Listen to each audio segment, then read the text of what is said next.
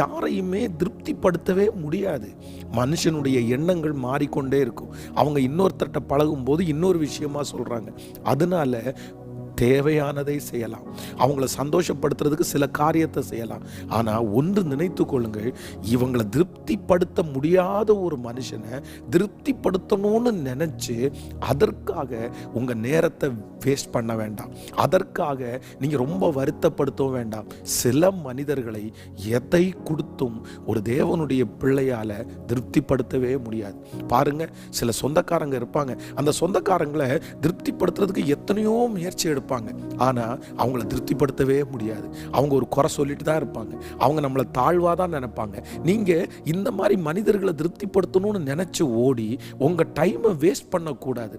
நிறைய வாலிப தம்பிங்க தங்கச்சிங்க கூட பாருங்க, ஏதோ ஒரு அவசியமில்லாத ஒரு காரியத்திற்காய் திருப்திப்படுத்த முடியாத ஒரு காரியத்தை